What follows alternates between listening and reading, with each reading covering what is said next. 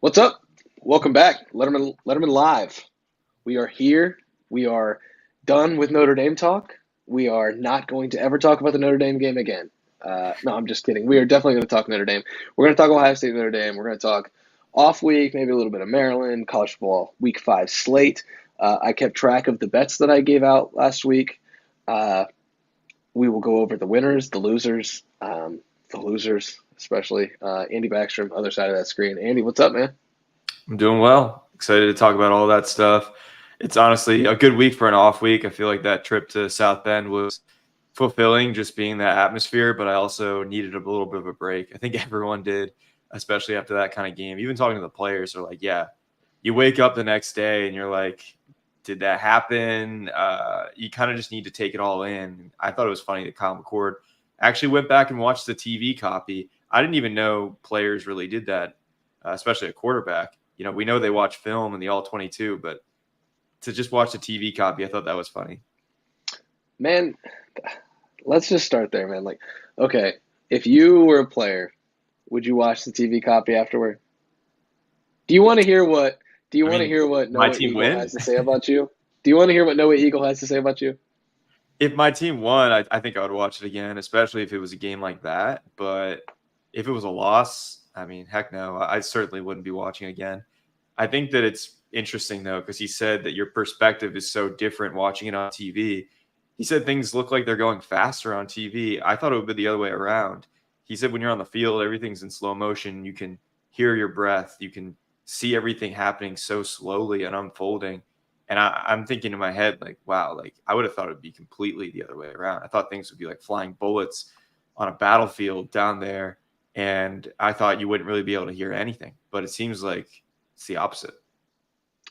I mean, you get in those high leverage situations and like everything probably does move a little bit in slow motion. I can imagine. Like, I don't know. I played Division 7 Ohio high school football. I don't know what that's like. So like, I'm not about that life, and I never will be. Okay, that's not gonna happen. But like, I don't know. Maybe there is some truth to that, where like everything does move in slow motion. That pass to Mecca on 3rd and 19 uh, is just as slow motion as it gets, and we all have those heart palpitations watching it. Uh, but yeah, I mean, I thought that was kind of cool that McCord also said like, yeah, my heart was racing. I wasn't sure what was going to happen. It's like, brother, you are the one who threw that pass. You know exactly what's going to happen, man.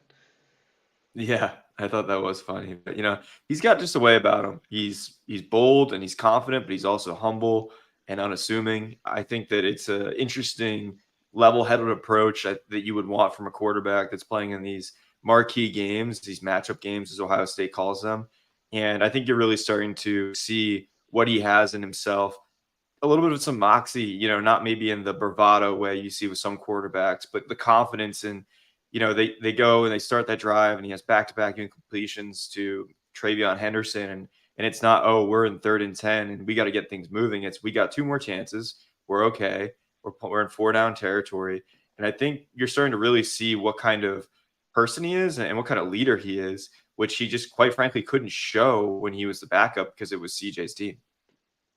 Yeah, I think there's some truth to that. I like the word moxie, but like, okay, so there's two different types of that, right? There's like the grab yourself toward the Kansas sideline, like Baker Mayfield moxie, where like he's planting the flag, he's having a good time, he's talking all of his trash. And then there's the Kyle McCord, I guess, moxie, where it's like, who cares that I just had 2 incomplete passes to Travion Henderson, one of which we were nowhere near on the same page. The offense looks discombobulated with a minute 11 to go now. I've got 2 chances on 3rd and then 4th and 10.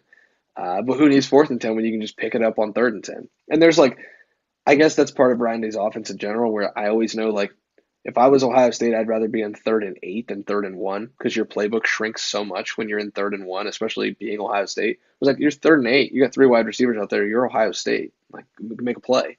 It's like it's always been that weird balance for me. Like, would you rather be Ohio State in like a 3rd and short or a 3rd and medium or 3rd and long where your playbook's more expanded? So like, for Kyle McCord, he knows that on 3rd and 10, like they have dudes on the outside. Like you don't need to panic when you've got a Mecca Buka, Marvin Harrison, and Julian Fleming out there. Cade Stover, I guess, is in that category now. He's almost half of his catch total from last year already. But like when you have those guys, like there's no reason to panic. And I think he might be the perfect quarterback for these receivers. when it's all said and done because of the way he's calm and can get them the football in those high leverage situations.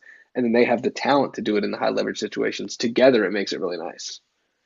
Yeah, when you're talking about the short yardage stuff, it's making me think of like I think we were talking about this in the Woody the other day with a few of the other reporters. It's really weird that they can't convert on these 3rd-and-1s or 4th-and-1s because Ryan Day used to coach for the Philadelphia Eagles. Obviously, completely different leadership and quarterback running the team. When Ryan was there, with Sam Bradford. Right now, it's Jalen Hurts, two completely different quarterbacks. But the Philadelphia Eagles have mastered the quarterback sneak to the point where people are debating if it's like should be banned the way that it's being run right now, with just the offensive line getting the push and just driving Jalen Hurts forward. And it's just making me think like, man, why can't Ohio State run the quarterback sneak? A, and if they did it, like, I don't know, do you bring in a Devin Brown for a play like that just to like get the first down, man? I don't know. I mean, there's got to be some other way to be more efficient on those short yardage situations, because Ryan Day even said it today on his radio show. Like, watching that game back, there's so much good there, but there's also some pretty annoying and frustrating 3rd-and-1 situations where you're like banging your head against the wall. Like, why can't we get this done? And I think they're 9 of 21 now on the season on 3rd and short, which is 3rd and 4 yards or fewer to gain. And that's just not a great clip. Like you said, they're almost better on 3rd and long than they are on 3rd and short.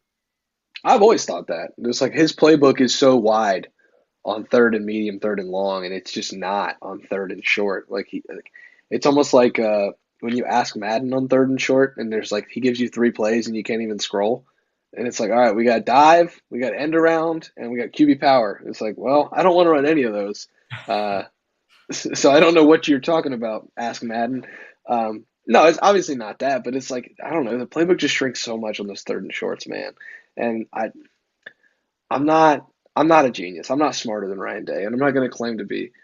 And now that we're talking about it, like I actually there's people watching this video, and my house might get burned down for me saying this, but like I actually didn't hate the end around on 4th and 1 because Notre Dame loaded the box, and in that formation all season Ohio State has ran just dive.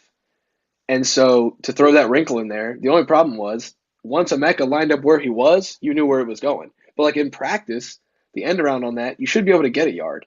But it shouldn't have even have come to that because if Travion Henderson doesn't if he just extends the ball on 3rd and 1 where he had the first down. And like credit to Travion for having very good ball security. He's very good with the ball in his hands. He doesn't fumble. The only time I've seen him extend the ball though this year, 3rd and short, 3rd and anything, uh, was when he fumbled into the end zone, but he was already across the plane. So like if Travion, as good as he is on if he just on 3rd and short will extend the ball, they're going to be better on 3rd downs and short, and 4th down and short. Chip Trayanum, well, the only reason he didn't extend the ball was because he almost fumbled the ball. So like sometimes it's just as simple as extending the football to get those yards, and they're just not doing it right now. And I think that's something that they need to talk about or discuss or consider, because like again, Trayvon's was so close to being a first down, and then you have the Emeka play on 4th and 1, and you don't get it. Yeah, it wasn't for me as much of the play call of a jet sweep in that situation, or the end around, whatever you want to call it. It was more that it was to the boundary, which like Yeah, at least if it was like on the other hash, you'd have more room to run. Like Emeka didn't really have too many options of finding a hole if there was one. I just yeah. think that was where I was like, they're not giving yourself a lot of wiggle room there to have space. And I think when I look back at that play, that's my major gripe with it. And I also think that as much as you want to prove a point in that situation, like what's to say you don't just say, hey, my guys are better than your guys, and we're going to run with Chip Trayanum right there. I mean, that's the same situation as it was at the goal line. You still need a yard in that situation. I don't even think it needs to be variety and catching the defense off guard. It needs to be like, we're just better than you. We're stronger than you. And we're going to get that yard. And that Yeah. was the mentality at the goal line. And I think that should be the mentality at other places on the field. And it wasn't in that instance for whatever reason. And if you're not going to run it, then, do something like motion out a wide receiver and throw to the flat or a tight end or play action or something. I'm just not a huge fan of a jet sweep in general on like a 3rd and 1. But, as Tim would say, I digress, and we can move on. Yeah. There's another 3rd and 1 though, where Ohio State ran right where Notre Dame wasn't. I do think Notre Dame has learned to count to 11 yet, although as our friend over at Blue and Gold Illustrated pointed out, September 4th, he pointed out on Twitter that Notre Dame had 10 men on the field on a crucial play against Tennessee State when they were only up 14-7. And then he said on Twitter, that can't happen against better teams. Well, flash forward 3 weeks, and that happened against a better team, and Ohio State wins the game. So, yeah, Andy, you bring up a good point, though. Like, even if it's 3rd and 1, 4th and 1, I think if you're Ohio State, you're much better off having your 3 wide receivers, your 1 tight end out there, or 2 wide receivers and a tight end, than you are being in a goal line package. Like that's not who you are. You're not built. You are built that way if you want to be, but you're also like built to score 40 points a game, which means you have weapons on the outside. You have tight ends across the middle. You have a quarterback who can make those throws. So like I don't know, it just feels really reductive. And by reductive, I mean like reductive to 10 yards on the field of the 53 and a quarter that you have. Like spread it out, even if it's on 4th and short, 3rd and short. If you spread it out and run, your numbers are better because 2 people are guarding Marvin Harrison Jr. and 1 person's guarding Emeka Buka and somebody's accounting for Cade Stover. And then you run in front of a light box. Instead, you're getting in goal line with Luke Montgomery and 4 tight ends out there, and you're just ramming your head into a bunch of dudes, and it's not working. Yeah, I mean that was the setup for that. They brought in Caden Curry to be a fullback, and it still didn't work. They had Luke Yeah. Montgomery as the Bison tackle, and then they had Caden Curry come in, and we all kind of looked at each other like, Caden Curry? I don't know if he played an offensive snap before that. And No. look, like I get it. You're trying to have power in that situation, but like I agree with you. You got so much skill, and I'm not saying you should never run on 3rd and 1. Like I do think that you can, but just don't overthink it. And also you don't need to show your hand by bringing in the jumbo package. So yeah, I don't know. We'll see going forward, but it's one of those things where I think that, where I fall in this whole physicality conversation is that it was never really being about Ohio State being physical. Like they have to be physical to be in so many games they're in, to win as many games as they're in. It's execution in these short Yeah. yardage situations. It's not physicality, it's execution at the point of attack, Mhm. getting leverage, and just mowing down the defensive line to create a hole for 1 yard. And I think that that's what they did on the final play, in part helped by Notre Dame having a soft spot there with not 11 men on the field. But I don't think it has to do with physicality. I think it's execution. I agree. And it also has to do with just general like what's your tenor when you're calling plays, right? Like, okay, Jim Tressel called 4th and 1 against Purdue with the game on the line. Krenzel's going for the ball game, holy Buckeye. And they scored a touchdown. They threw a touchdown. That's 20 years ago, but like we've seen Ohio State coach the Clemson game in 2019, the classic Fiesta Bowl that Ohio State should have won. I know there's people kicking themselves right now about the not fumble call. But remember on 4th and 1 in the 4th quarter of the college football playoff, Ryan Day throws a post route over the top from Justin Fields to Chris Olave and scores a touchdown. Like that took absolute stones to call that play. And it's like, where is that aggression? So, that's good, I guess, 10-minute 3rd and short conversation. But it's the off week. So, like, we can do stuff like that. And, that transitions me to like Ohio State wasn't great on 3rd and 4th and short, but hey, Notre Dame wasn't either. And Ohio State did a really good job in 3rd and 4th and short. Like this defense, man, I can't say enough good things about this defense. I was bought in before the season, watching them defend Sam Hartman, watching them defend Audric Estime. Sure, he got loose a couple times, but watching this defense operate is an absolute treat right now, in my opinion. Ohio State's one of 5 teams in the country that hasn't given up a play from scrimmage of 40 yards or more, which is incredible because that's the whole thing, right? Not giving up explosives this year. And last year, Jim Knowles had a tolerance for 5 explosives a game, which looking at it this year, you're like, I can't find one really.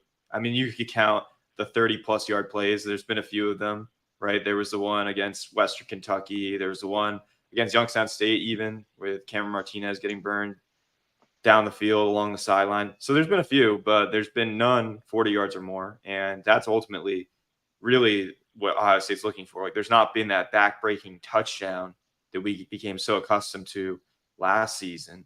And I think, yeah, this defense, it's tough. Like the bend but don't break approach, right? Because that's what we saw a lot of against Notre Dame. And it ultimately worked because they got the stop when they needed to. But there was a point on that final drive, and you mentioned it, like, to me off to the side, like, hey, if JT Tuimoloau didn't get his hand on that screen pass, like, that was probably a touchdown, or at the very least a game-ending play to get Notre Dame so far down the field where Ohio State would have had no shot.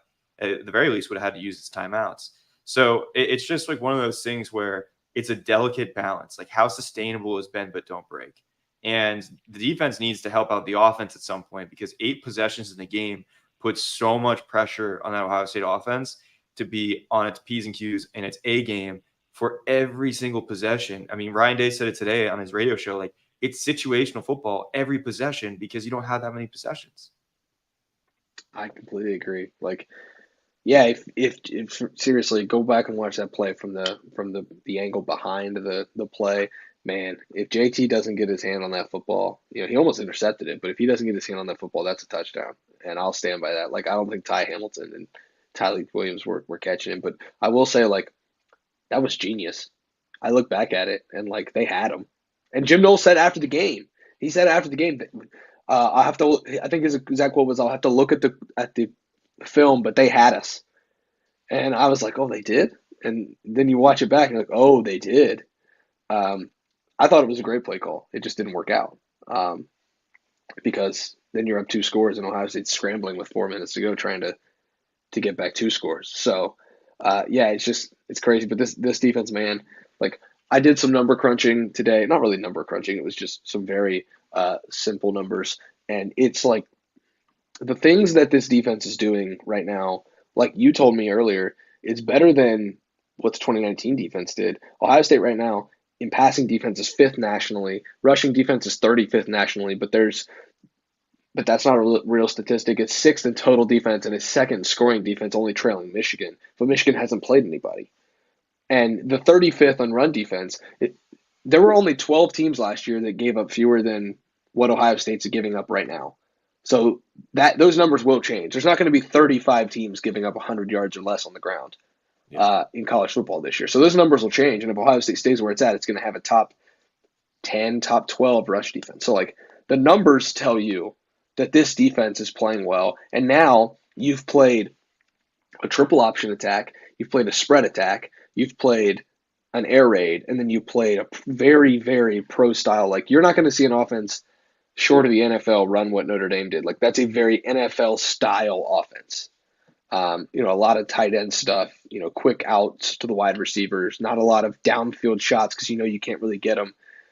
Ohio State has faced all 4 main types of offenses you will see in college football, and the numbers still look like that. It didn't have a weakness really against any of them.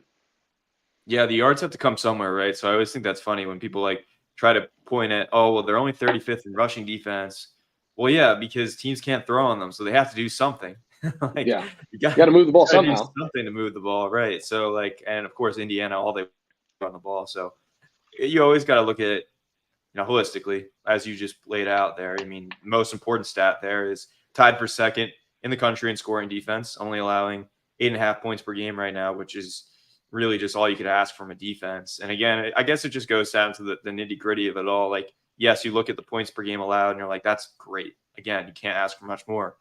But your defense has been on the field a lot. Ohio State, I think, is 11th in the Big Ten right now in time of possession. And I guess you have to ask yourself, like, how sustainable is that? It's nice to have the bye week right now to hit the reset button, rest, and recover. Because after a game like that, when you're on the field for 35 plus minutes of game time, how are you going to respond the next week if they had to play Maryland in week 5 instead of week 6? That could have been dicey in terms of that defense, just health, fatigue, rest wise, So I do wonder about that. Like, how sustainable is that play? And are you always going to get those timely moments that they've had, whether it's Cody Simon forcing Sam Hartman out of bounds on the 4th and 1, whether it's Lathan Ransom and Sonny Styles stopping the quarterback sneak on another 4th and 1, or the missed field goal that they got pretty lucky on. I know it was a 47-yarder, but they still got kind of lucky in that situation that misses at the beginning of the game. So how many times are you going to get those timely stops? Like, even the Denzel Burke interception to start the second half against Western Kentucky, that was in the end zone. Western Kentucky was driving. Like, this defense has been clutch to create those moments, but can you keep relying on those moments is the question. And maybe you can. I'm not discounting what you just said at all. Maybe you can. Maybe this is just one of those defenses that like I think back as a Steelers fan, like those 2007, 2008 teams where like you needed a stop and it was like, all right, this is the time where the defense is going to get a stop and like, okay, Kurt Warner's got the ball on the 1 yard line in the Super Bowl, you better stop him and it's like, oh, pick six. Like, there are those types of defenses. The 2019 defense was a lot like that too. Like, you needed a stop, you get one. And like the 2014 defense, look at the stops that they got on Blake Sims in Alabama in that Sugar Bowl. Von Bell picking it off at the goal line, uh, on a pass that OJ Howard was kind of open. You look at Steve Miller, Alabama's get the ball back and Steve Miller throws a pick six. Like, those are moments that like you can't coach. You can scheme it up, but like sometimes guys just make plays. And like with Denzel Burke, with Lathan Ransom, with Sonny Styles, with Tyleek Williams and JT Tuimoloau, Tommy Eichenberg, like this defense, do I think that it's completely sustainable? No. But do I think it's sustainable to get off the field on third downs in the red zone? Absolutely, because this team bows up in the red zone. It's different than a lot of defenses we've seen at Ohio State. Is it reasonable to think that they're always going to get that turnover when they need one? No. But if they're good enough at all other times, like we've seen them be, they're not in a position where they need a turnover all the time. And so, Notre Dame got a little rock fighty. I don't expect a lot of other games to get rock fighty. Like, who else are going to get a rock fight in? Penn State? No, Penn State can score the football just like Ohio State can. Michigan? No, Michigan's offense is going to score. It's like you're not going to get in one of those super duper rock fights every week of the season. I just, it's just something to think about. Like, you may not need to get lucky all the time. You may just be one of those teams that is a havoc team that can create turnovers. Yeah. Well, first of all, let's not gloss over the James Harrison mention right there. That was criminal. Cardinals helmet back there. I heard that. Second of all, All right. like let's break this down. Like, yes, I didn't expect a rock fight though. Like, if No, not at Notre all. Dame came in averaging 46 points per game, and they had played 4 games before that, and yeah, they had some easy games against Navy and Central Michigan or whatever. They also played an NC State team that's not very good. So like I get it. They were running up the score on some bad teams, but like this, I expect this Notre Dame team to be able to score the ball pretty easily all season. I think they're a good team. I really do. I said that before the game, and I still stand by that after this. I still think they're in the CFP conversation, which helps Ohio State, by the way. But Yeah. I think that, going into this, I didn't expect it to be a low-scoring game. I think I predicted 31-28. I think you said like 41-34. We were all predicting higher scores. And I think that just is a testament to how a lot of these opponents are treating Ohio State this year. With the exception of Western Kentucky, which was basically saying the feast or famine approach, we're just going to like do our thing and try to score points on you and hopefully get out of there with a couple touchdowns. Every other team has tried to run the clock to the point where they're taking advantage of the new clock rule, trying to limit Ohio State's possessions. I'm not so sure the Penn States and Michigans of the world aren't going to try to do the same thing. They have some of the best running backs in the Big Ten, let alone the country, and they have some great offensive lines as well. I'm not so sure that they're not going to take the same approach and say, hey, Ohio State, beat us with 8 possessions. Do it and be efficient with a first-year quarterback who, as good as Kyle McCord has been, he's also had some turnover-worthy plays that could have changed the narrative so far this season. So I think I'm kind of at the point where I'm like, I don't know. I think every team might just follow this blueprint because they've gotten pretty close, at least with Notre Dame. Yeah, I mean, you're not wrong. You're not wrong by any means. Ohio State, Maryland in just about 10 days. If you'd like to go see Ohio State, Maryland, go to the Game Time app or gametime.co. Get those tickets. You can save $20 off your first purchase on that Game Time app. Of course, terms apply. Andy, they do this cool thing where if you find a ticket on the Game Time app and then you find a ticket in the same section on a different ticketing website, and it's cheaper, Game Time will refund you 110% the difference. So you actually get a cheaper ticket on Game Time than on the others. I think that's a really cool thing that they do on the Game Time app and gametime.co. And I'm not just saying that because they're a sponsor, but go use the Game Time app and use the promo code Buckeyes for $20 off your first purchase, and you can go see Ohio State at a discounted rate. I think that's a pretty good deal. If I do say so myself, if you use the Game Time app, gametime.co, make sure you use that promo code Buckeyes, save $20. Of course, terms do apply, as they always do. Andy, let's talk a little 4-week. We just talked a lot of Notre Dame. We talked a lot of Ohio State, Notre Dame, like the matchup, everything like that. I kind of want to pick your brain, man. We got 35 more minutes here. Like, where can Where can six get better? What have we seen from Kyle McCord? What do we see from him that we like? What do we see from him that we need to see more of? What do we still yet to see that we think can maybe unlock the next layer of this offense? Yeah, I don't know if it was the big game at all because I don't actually think it was that at all. I think that Kyle is built for those kinds of moments, but he was just not accurate on first and second down, and sometimes they were just easy throws. Right, he misses the back-to-back throws to Travion Henderson, and we really weren't seeing that the previous 2 weeks. Like I was starting to Mm-hmm. say, yeah, in addition to his poise, maybe it's his accuracy that is this extraordinary trait that Ryan Day talks about because he was really, really raising his accuracy and completion percentage to around like high 60% for those couple of weeks after that Indiana game. But then it seemed to take a step back. And of course, he made the throws that mattered most. But I'm thinking, like, make those easy throws and the intermediate throws. He's good on the deep throws and pushing the ball downfield. And obviously, the 3rd and 19 one comes up to mind right now. But I want to see more accuracy on those shorter to medium range, like maybe 10 to 19 yards, and even the ones like the little screens to the flat. And even like the first play of the game, like why are you throwing it to Emeka Egbuka for a loss of 3? You're better served in that point if there's nothing there, even to just throw it out of bounds and take the 0 yards and get to a 2nd and 10s and a 2nd and 13 and get behind the sticks. Yeah, I think so too. That play call was a little puzzling. Was that your script? You get the ball first. Is that in the script? I I don't know, guess man. so.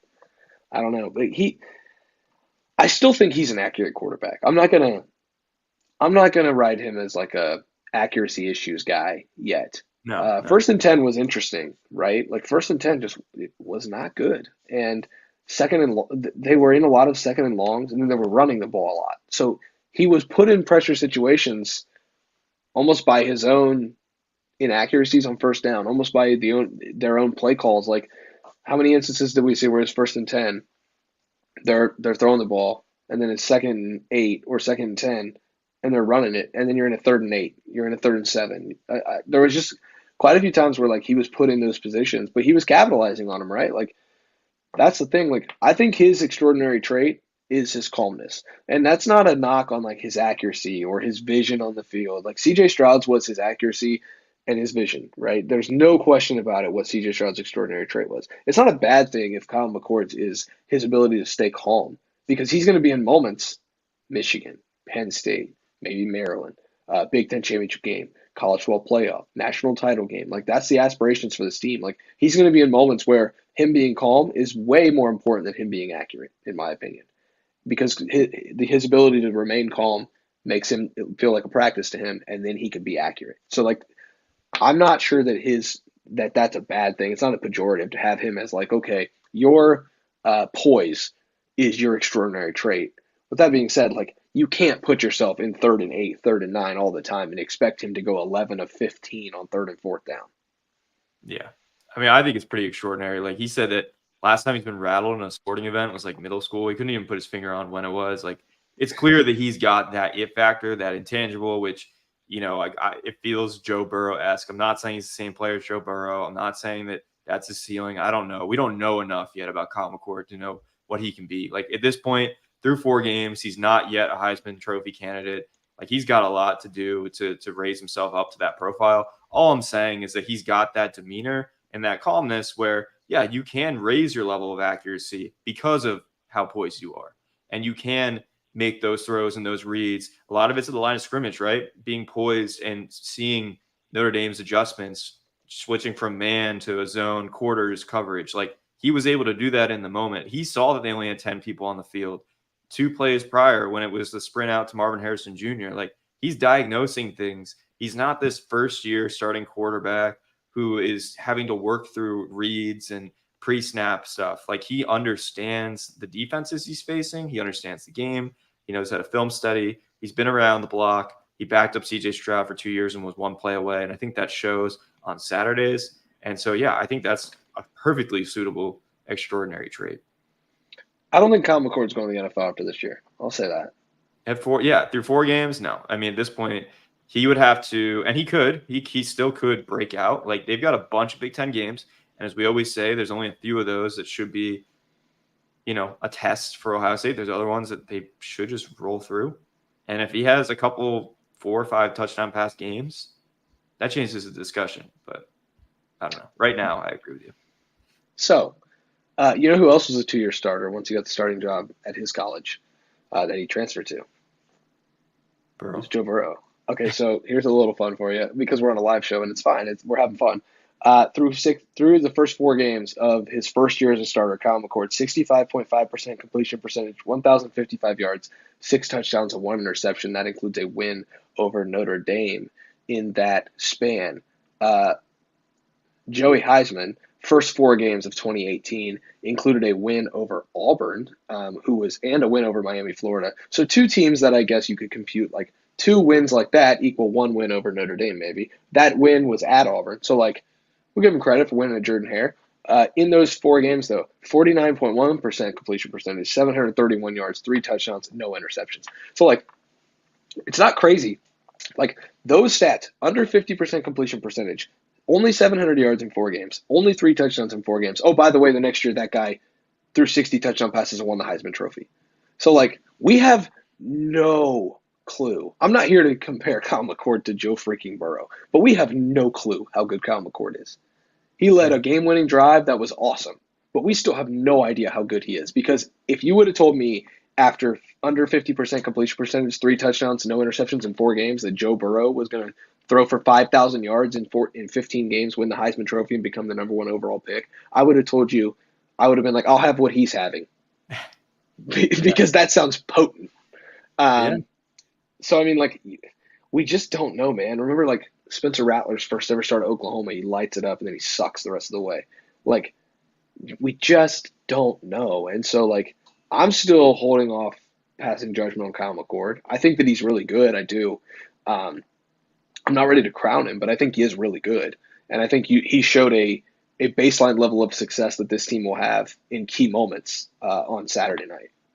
Yeah. Hey, we were one DJ Brown interception on that pass to Kate Stover away from this whole discussion being completely different. So I mean, that's football though. That's a game of inches, and they didn't make that interception, and Kyle ended up winning the game. So here we are. But like, it wasn't like this was a, flawless performance by any means, nor would you expect it. But you're right. We just don't know. And that's the exciting part. Like, you don't know the ceiling, you don't know the floor. And that's why everyone's on this ride. And that's why it's all the more impressive that he stays kind of level headed throughout this all. That's going to be the key is like, how do you manage it now? Because you're now the quarterback that led the game winning drive to beat Notre Dame. You're not the quarterback who just won the starting job. Yeah. It's a different level of expectation. It's even just, for him who had, here's the starting job, here's the keys, go be a Heisman Trophy finalist and a first round pick because that's all you're allowed to be. Like even now it's heightened because like now you have to be the Heisman Trophy candidate, you have to be the guy that is a first round pick, and you also now have to be the same guy who threw a 3rd and 19 dart to the 1 yard line and beat Notre Dame on the final drive. So like it is the expectations, man. You see him, you see it coming with him, you see it progressing with him, but you got to see that next step. And the next step was beating Notre Dame. Now the next step is doing it on a consistent basis and not making yourself get into 3rd and 19s from the 23-yard line with 10 seconds to go. Yeah. Hey, let's talk some offensive line. I feel like it's a good checkpoint period at this point, 4 games in, because we were talking about this a lot before the season. It doesn't matter how good Kyle McCord is or Devin Brown, if he was the guy, if this offensive line can't support them. And I think one of the things that surprised me is that they've been ahead of the game, or at least just holding their own in pass protection. Like, that's not really been an issue. Yeah, there's been certain times where Kyle McCord's been pressured. That's inevitable, right? That's going to happen. Run blocking has been the major concern. I was looking today. If Travion Henderson, I think Lou Holtz, who's just been talked about way too much this week, but I think he even pointed this out. If Travion Henderson didn't have that 61-yard touchdown run, Ohio State would have averaged 2.5 yards per carry on the ground. And, they've only got 11 runs of 10-plus yards this season, which is tied for second to last right now in the Big Ten. So they're not creating chunk runs in the rushing attack right now. And I think that if you're trying to support Kyle McCord and you're trying to be a balanced offense like Ryan Day wants, which again is like somewhere near 300 yards passing, 200 yards rushing a game, then does your game plan shift a little bit? Like, do you have to play around what this offensive line can do? Do you try to run the ball less? Do you run the ball differently? Which schemes are working better for this team? Is the wide zone that's working better than the man blocking? Like, I don't know. And I would have to go into that and talk to a lot smarter people to figure that out. But like, is it a question that you need to start asking yourself if you're Justin Fry and you're Ryan Day and saying like, hey, we're 4 games in. Can this get better to the point where we can keep doing what we're doing? Or do we need to start like playing to what we can do and just focus on that? Yeah, it's something that's definitely worth asking. And that's why I think this bye week, this off week, becomes like all the more important, but it also comes at like the perfect time. Like you get a chance to, okay, the very last thing you watched was the very best thing you've gone against.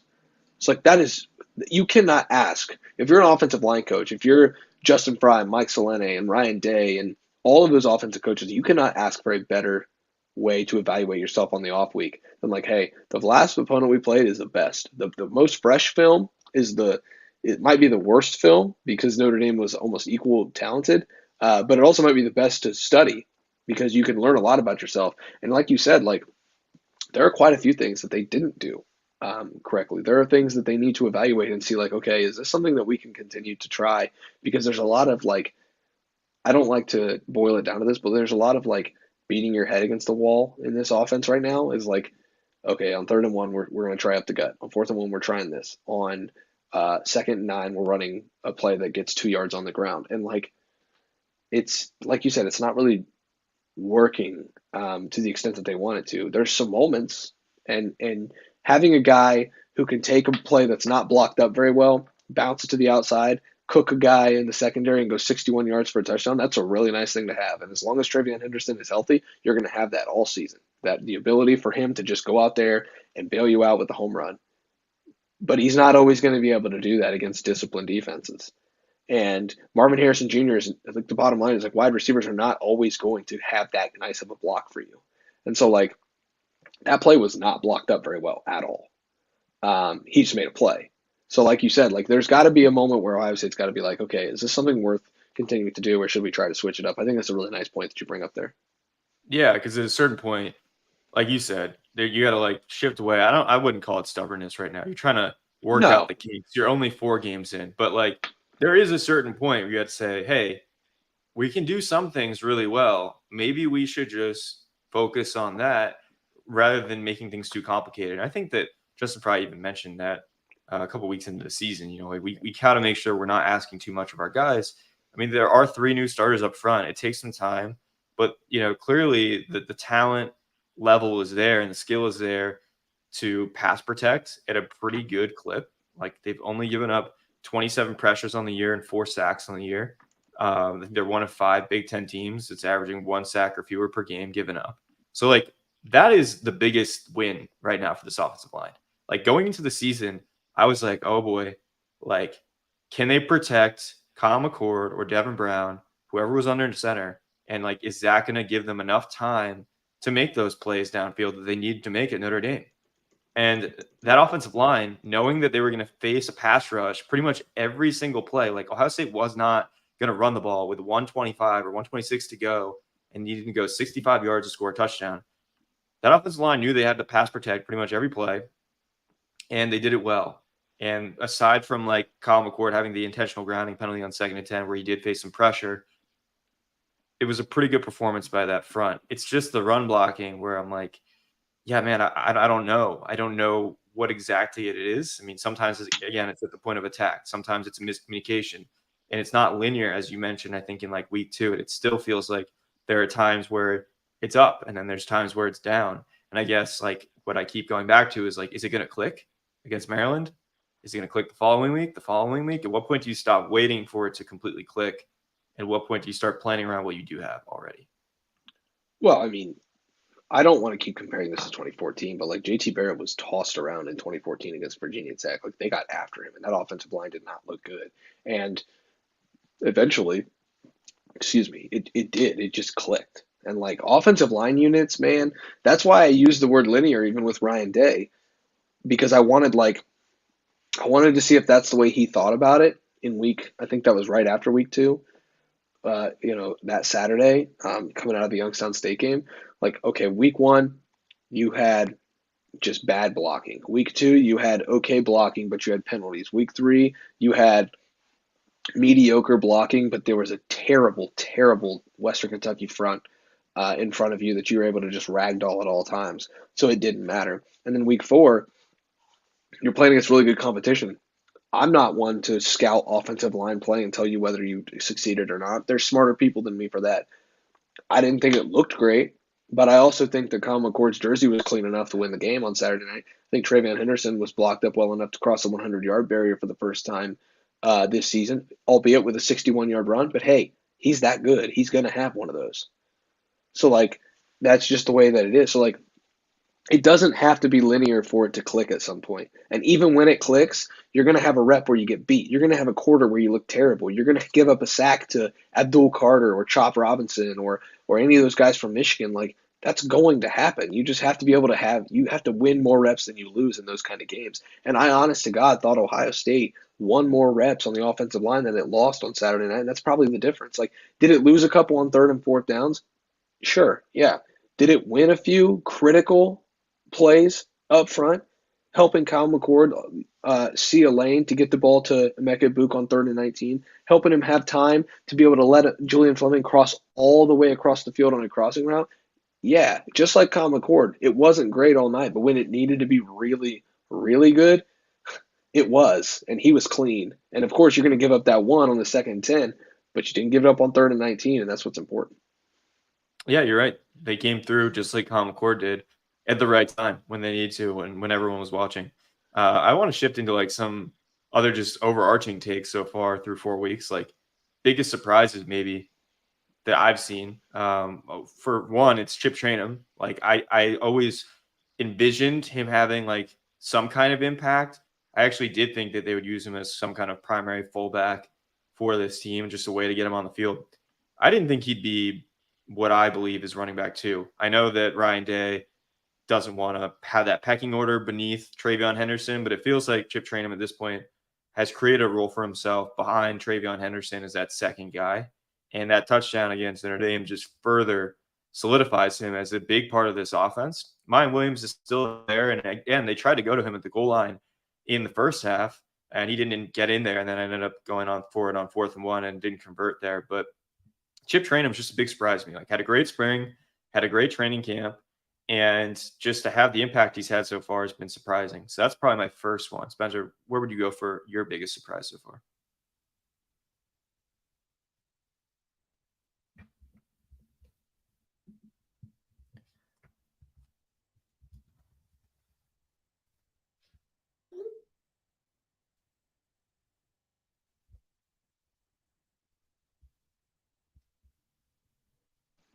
I got the mute button, man. It got me. It finally Back got me. back on It Zoom. finally got me. Oh man, I can't believe I just did that. Anyway, my biggest surprise is Jahad Carter, like, and just not being out there. I really thought he was going to have a prominent role in this defense, and maybe he's going to be one of those guys who, like, you never see it coming. He's out there in nickel, and he makes a huge play that saves the game against Penn State or something. We've seen those kind of things before. Like, let's not fool ourselves. Like, Xavier Johnson exists, and we did not think that he was going to do those things against Notre Dame last year, and then all of a sudden somebody goes down, uh, and who's there to save the game? It's Xavier Johnson. It's like, don't be surprised if you see the safety Jahad Carter out there making a play at some point. But, like, I don't know, man. You bring a guy in from Syracuse like that who's a good ACC player, who's played in some really big games, who's had huge moments against top teams. Last year against Clemson, I think he had a scoop and score for Syracuse, almost beat the Tigers. Like, he was a good player. Um, it's not like, and we got a comment here. It's like there's no reason to bring Carter in. I don't think there is a reason to have him on the field right now. The way Josh Proctor's playing, the way Lathan Ransom's playing, Sonny Styles, Malik Hartford, I think, is probably in that pecking order there, considering he started a game for Josh Proctor in week 2. But, like, I am that, even if I don't think he needs to be on the field because there's other guys that are good, that still doesn't mean I can't be surprised. I'm very surprised that he doesn't have a role in this defense right now. Maybe it's a thing where, he's still going to have another year after this season.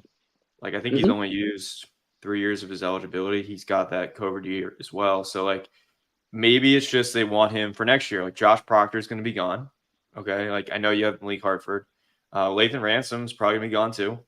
And they like the versatility that Jahad Carter has. Maybe he fits in at one of those spots, whether it's the free safety spot or the strong safety spot, or maybe they move Sonny Styles again and Jahad plays nickel. I don't know, but like there could be a plan there where either through injury he gets to play this year more, or next year maybe that he just fits better in the system. Because how many guys have we seen that have played better, faster, and stronger with this defense in year 2 of Jim Knowles understanding the scheme? Well, this is year 1 for Jahad Carter, so like he's not where everyone else is at probably, and I think that's just got to be fair, at least in terms of understanding what Jim Knowles expects and wants, because it's a complex scheme. Another surprise for me, I would just say, is like, I mean, I thought this was going to happen, but like, I just didn't know if it would for sure. Cade Stover, just like receiving threat tight end level, like we just have not seen it at Ohio State recently. I mean, I know there's been success with Jeremy Ruckert, being a touchdown magnet at times, and there's been other tight ends here that have had great success prior to Cade Stover, but to have 17 catches, as many as Marvin Harrison Jr. through 4 games, lead the team in yards after the catch, be 4th among all tight ends in yards after the catch through 4 weeks, is just insane to me. It's not that I didn't think he could do it. It's just clearly a testament to the connection he has with Kyle McCord. And I think part of that's because, young, or not young, but inexperienced quarterbacks in terms of game reps do like the middle of the field more. And, it's worked out well for both of them, but he's transformed his body too. And he just looks like a receiving tight end. Yeah, I wonder if he's going to start getting some buzz for the Mackey Award if he keeps catching passes like this. We're a third of the way through the season. He's at 17. He'll be at 34, and then 51. 51 catches will put you in line for some awards, man. Like, or even like at least some consideration. Here's a question for you, Andy. And we don't have to dwell on Cade Stover too long. I don't want to take this into like a whole new conversation, but like, who's the best tight end in the country at blocking outside the hashes? I don't know, man. The play he had the other day, the chip block he had was pretty darn impressive. Like I watched that over and over and over again, and I was just like, But I don't know how you do that. but that was in line. Like that's on the line of scrimmage, right? Yeah. Like when he's asked to go out on the outside in the slot and block a safety who's much faster than he is in space, like that's just not a battle that he's going to win very often, right? Oh no. Yeah. And No. like everyone gives him, like I'll be honest, like I'm sorry, but like everyone gives him so much crap for like the way he blocks outside the hashes. And it's like, how many tight ends that are his size can do that? And so like maybe it's the way he's asked to block, or maybe it's just like personnel and you always want to have him out there because he's so good in the receiving game. You're willing to sacrifice, like, okay, if Emeka makes this guy miss on the bubble screen, we're gone. If he doesn't, though, that's okay. Not like they're excusing Cade Stover from whiffing on a block, but like in line blocking, he's really good. Like he's been really solid. Like on that last play, I know that Notre Dame was in nickel for some godforsaken reason, but he throws that guy like 7 yards into the end zone to pave the way for Cade Stover or for Chip Trainum. Like he's catching passes left and right. He is absolutely Kyle McCord's safety blanket. So like to me, and I know this is going to sound dumb, but like I don't care what he does blocking outside the numbers. Like he's really good at what he does. What he does well, he does elite, and I think that's important. Yeah, and like your tight end is not going to be typically your best blocker unless it's an inline guy who never really goes out for any passes and is built like a linebacker. Uh, you know, I just don't think that they're going to need him to be perfect in that department. Like he can be more than serviceable, and he already is. And I think he's asked about blocking. He's like, look, it's like a Rocky movie. Like you got to just keep getting back up once you're knocked down. You're gonna keep swinging. They'll keep swinging. You'll win some. You'll lose some.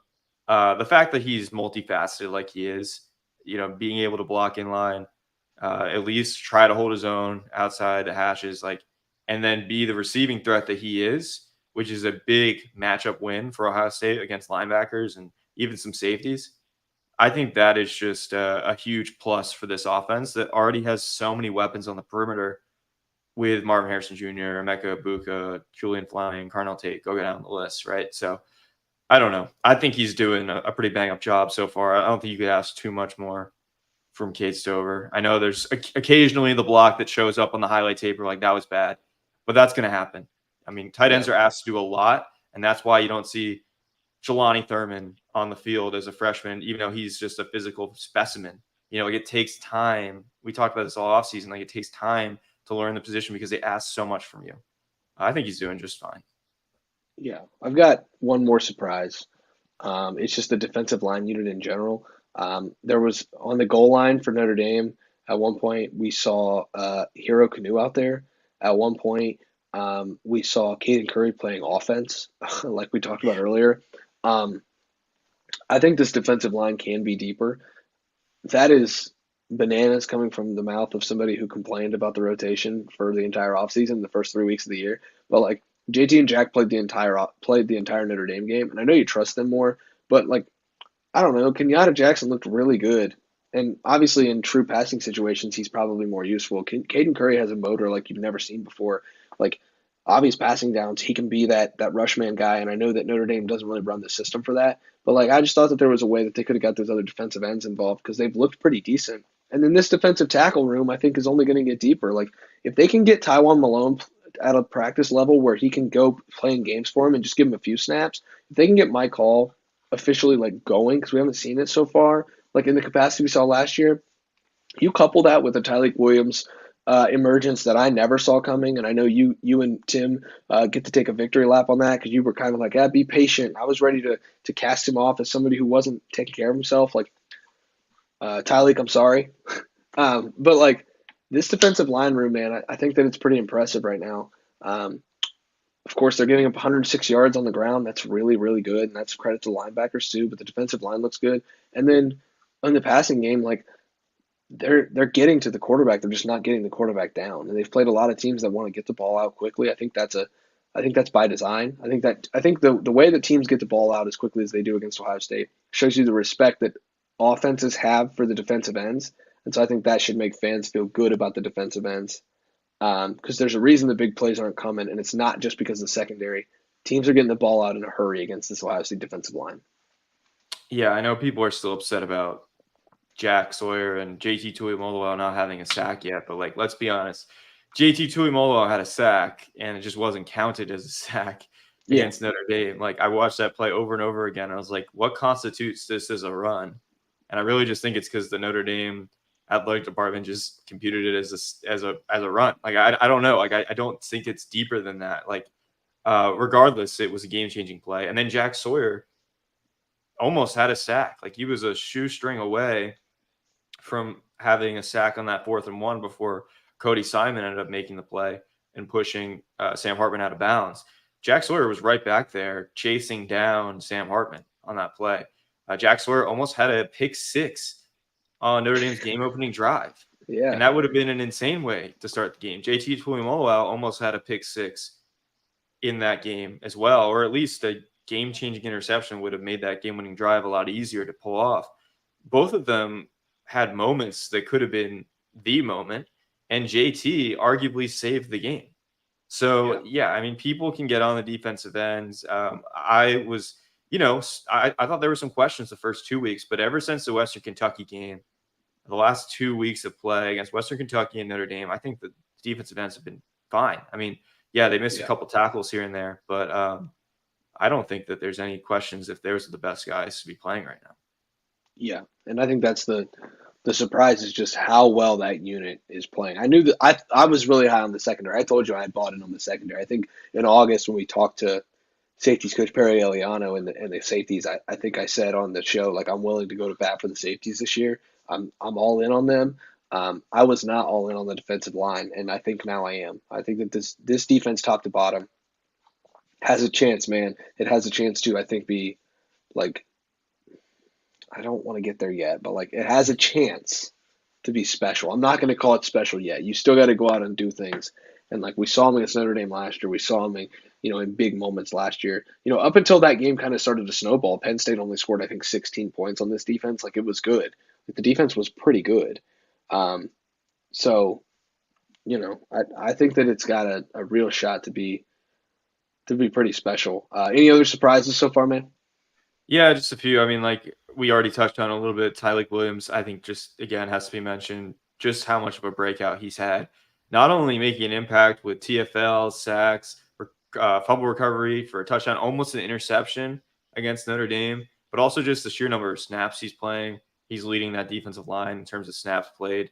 I think that's impressive considering the conditioning issues he had his first year, and even last year not playing more than 30 snaps in a game.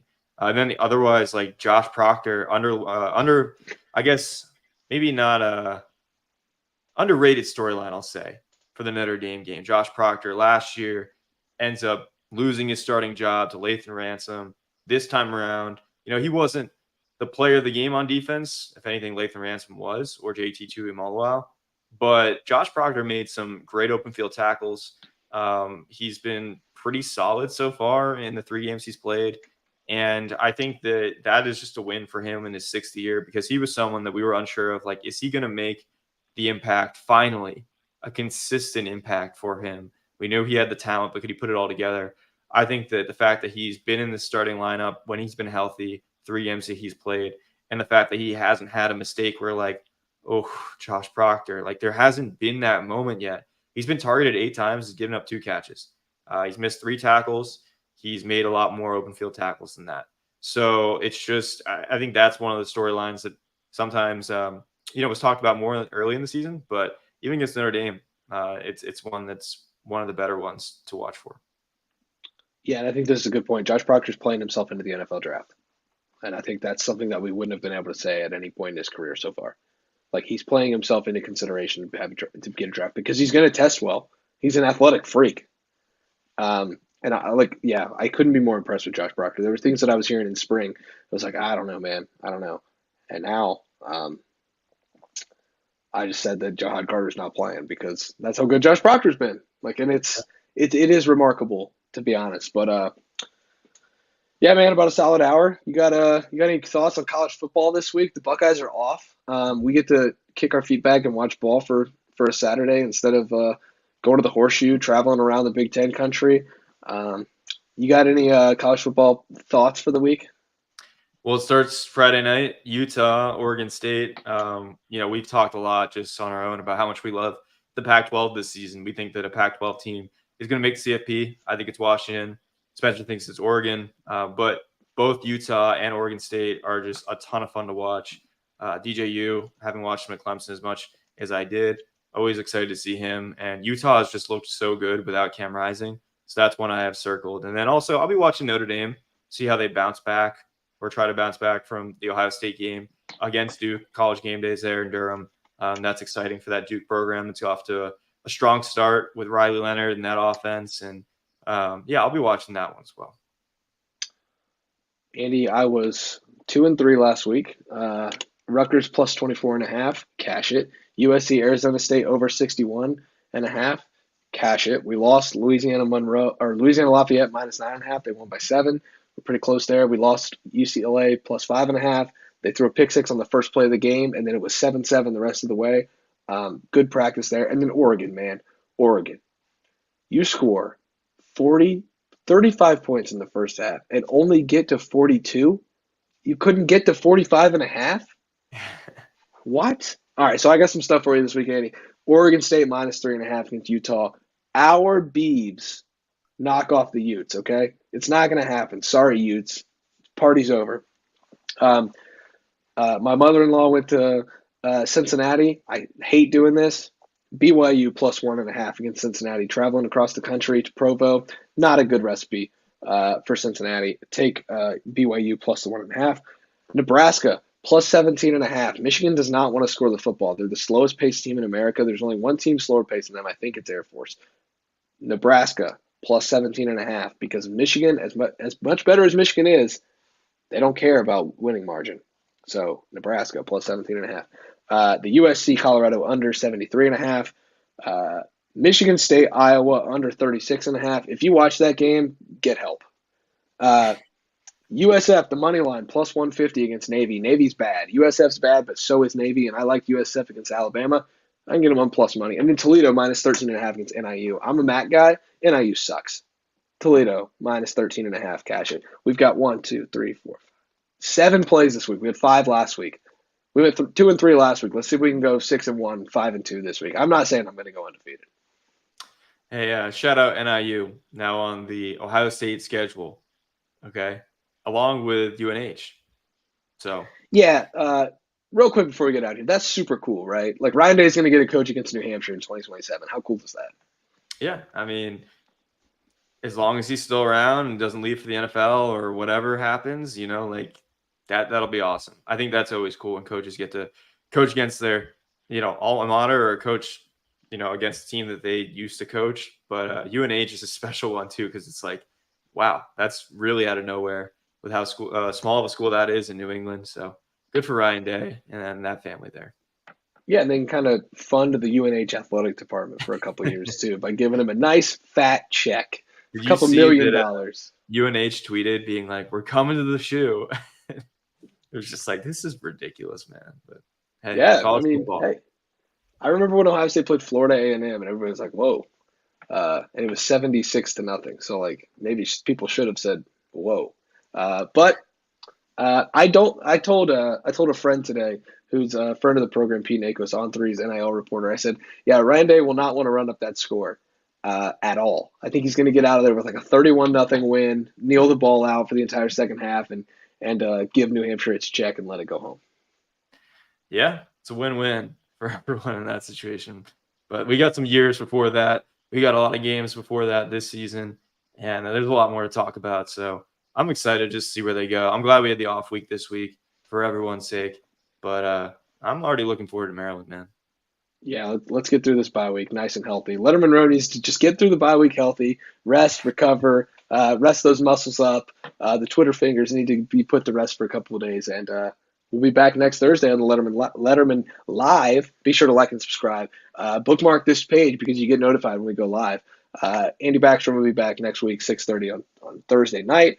I'll be there too. Until then, we'll be covering everything at LettermenRow.com. We'll see you guys over there.